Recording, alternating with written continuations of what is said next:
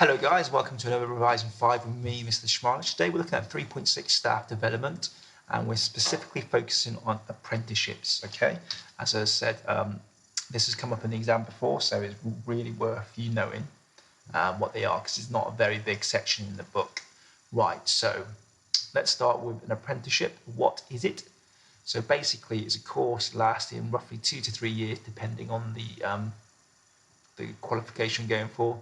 Learning takes place on the job with the business mostly, but there is an element of classroom learning leading to qualifications at the end for the apprentice.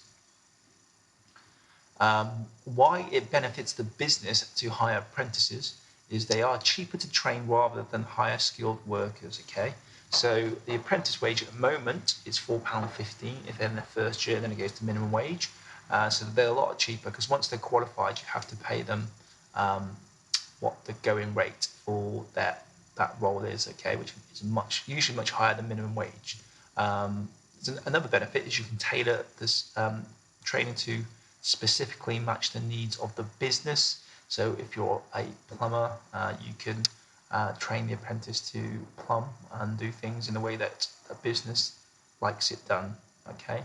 To the standard of your business, which obviously might differ from other businesses.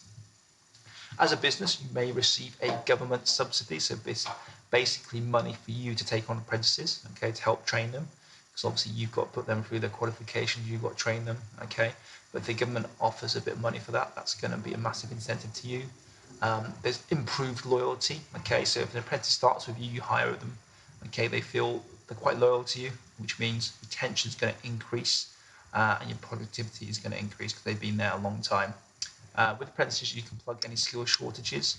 Okay, so if you find a skill shortage coming up, you can take on apprentices, train them cheaply, and once they're qualified, they can do that job. And you train them in-house, so you saved a lot of money in that respect.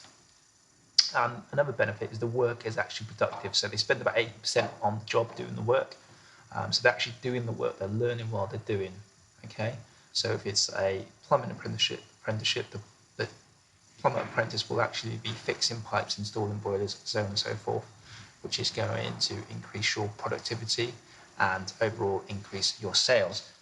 Some disadvantages though, it's a huge cost in time and money. You've got to invest a lot of time with your apprentices to train them, and a lot of money because it does cost money to train them correctly and to put them on these qualifications and courses, okay?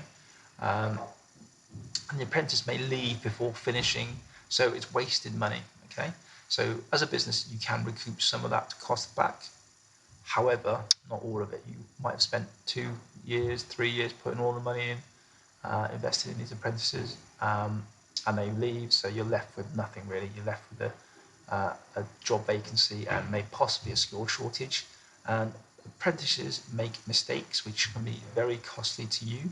So learning on the job, they're not going to get it right first time. If they're installing a boiler, for example, with the help of an experienced plumber, they still might make a mistake which could cost you, the business, money in wasted raw materials. But let's look at some benefits for the employee. So they get paid while learning. They're getting paid while learning, that's going to motivate them, okay, because they're getting paid while learning, but also doing the job they enjoy. They get qualifications at the end. So as an apprentice, you'll get a qualification for free, okay, if you're going to university, you have to pay for it. And there's a variety of learning, both practical and classroom based. So you never really get bored on the job. So a variety of learning will keep you engaged, keep you motivated. Disadvantage for you is, as an apprentice, its pay is often very little. Okay, as I said, it's £4.15 in the first year, regardless of your age. Then it goes to minimum wage, and then after you're qualified, that's when you can start earning the higher end of the spectrum. Qualifications might be specific to the business, making it hard to move on. Although you're qualified in plumbing or whatever you're learning to do, it might be specific to that business, and you might have to do a separate course to transfer those skills to make it more applicable to other businesses. And evidence still does show that people with degrees earn more in the long run. That's over the course of 30, 40 years, not immediately, okay?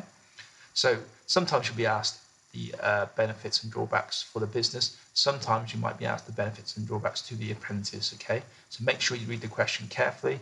Thank you for listening. Have a great day.